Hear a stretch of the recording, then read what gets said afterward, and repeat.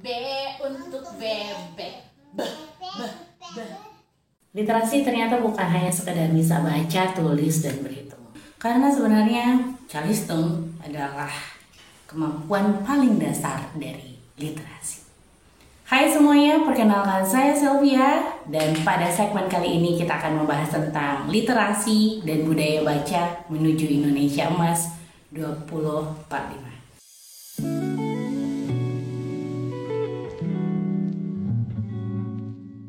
Ngomong-ngomong 2045, itu artinya sekitar 19 tahun lagi. Dan pada masa itu, anak-anak saya berada pada usia produktif. Itu artinya apa?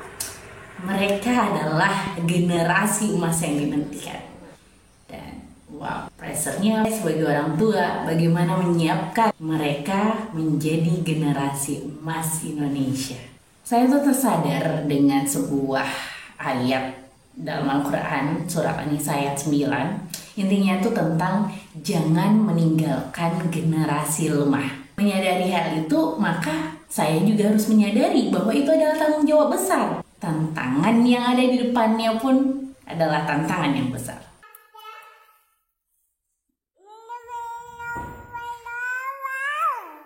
Kama sallaita ala sayyidina Muhammad. Apa saingan orang tua pada zaman ini?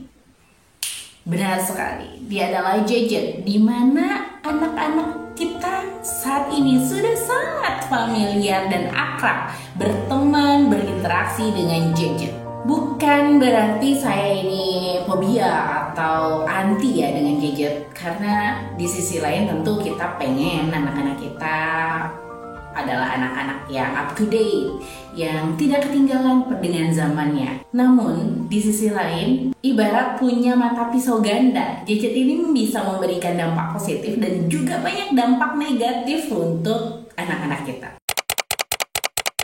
Lantas saya flashback ke belakang, ternyata kami pernah menang dalam persaingan ini. Tapi, apa kata putranya? Tidak mau, ayah. Aku ingin menyelamatkan diri ke gunung.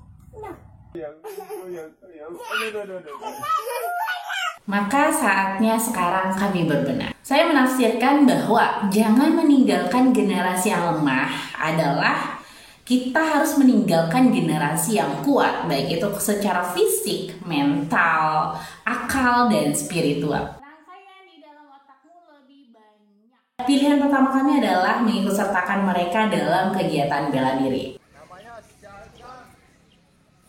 Hal ini kami sadari karena anak-anak perlu ruang gerak, ruang bertumbuh, dan harapan kami ketika mereka mengikuti program berlatih bela diri, mereka akan belajar tentang kedisiplinan, kemudian keberanian, dan kekuatan.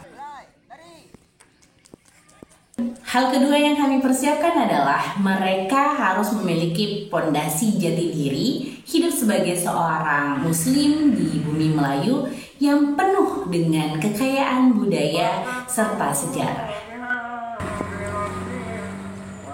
Belajar langsung dari situs-situs sejarah memberikan mereka pengalaman bermakna bahwa tanah air mereka adalah bangsa yang besar dan memiliki kebesaran hati untuk mewujudkan persatuan di negara Indonesia.